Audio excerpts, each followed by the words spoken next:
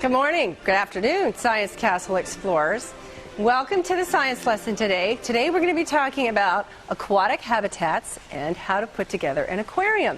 There are 5 tiny white teeth in the middle, on the bottom, and they're very good at chewing or grazing on kelp.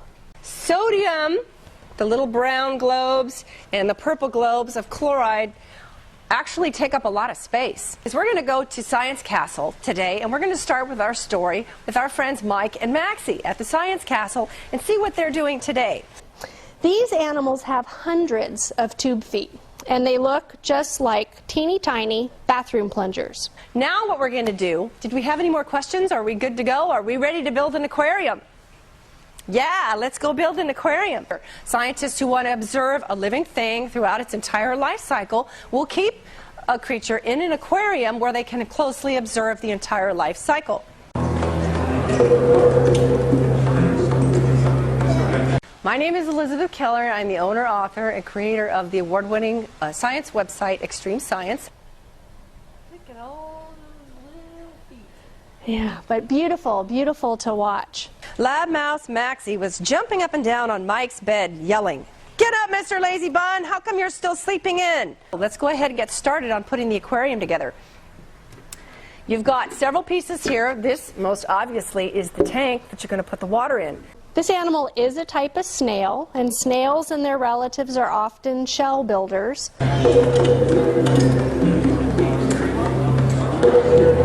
So everybody in the audience today should have a kit. If you don't have your kit yet, you can still order one, get it later, come back and do the video again. I'd like to welcome you to our Discovery Labs, our teaching classrooms here at the Monterey Bay Aquarium. Mike and Maxie couldn't believe their eyes. This talking fish was a new professor at Science Castle, or rather a very old professor. Now the way this one works is you have to look inside to see what the reading is. And let's see how the animal responds to having kelp in the water.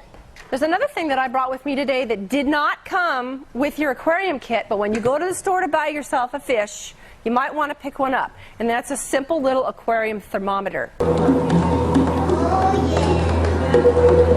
This one has been on a journey down into the deep sea, and because of the pressure, look at the difference.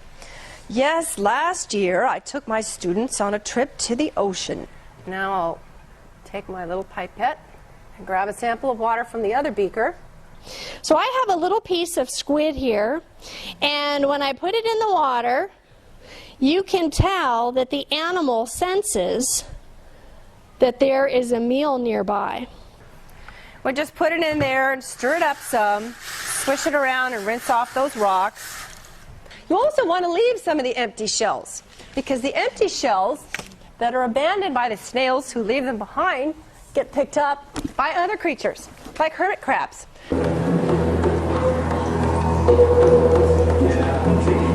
And Gabrielle, if you could spin to the side, they have a tail that is like a monkey. What I have here today are 2 samples of water. One of them is salt water, and one of them is fresh water. You can see there's lots of red in here. Lots of available oxygen in a freshwater sample. The castle was empty and quiet. Mike opened the door to Professor Keller's office.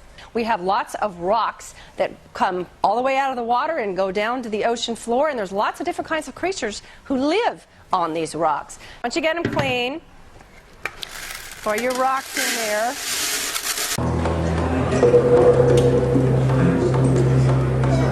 In the Discovery Labs, we have a lot of wonderful animals.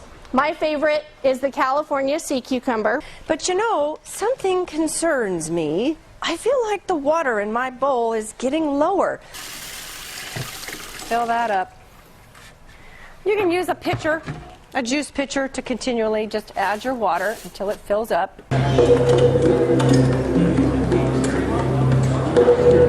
So it doesn't breathe here, it breathes through the rear end, which I think, well, students always think that's pretty cool.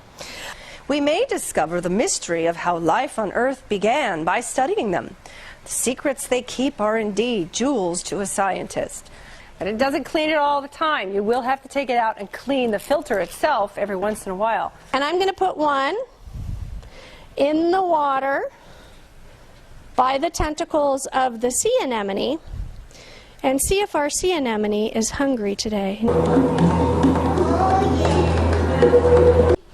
If you were to take a super close-up look at the abalone's tongue, this is what it would look like. You want to get the other end of your tubing. Put it on there, make sure it's sealed on tight because you don't want it to slip off. Ha ha ha ha! Everybody heard the familiar evil laughter. You stupid old fish! I made the hole in your aquarium and you'll be out of water soon. Mike and Maxie were sitting on the floor looking at each other, not knowing what to do. Mike, any ideas? I can't believe the situation is hopeless. There must be something we can do to save Professor Qua. Well, the shell on this animal, an abalone, functions much like a hard hat. You'll see them open up and all their antennae come out.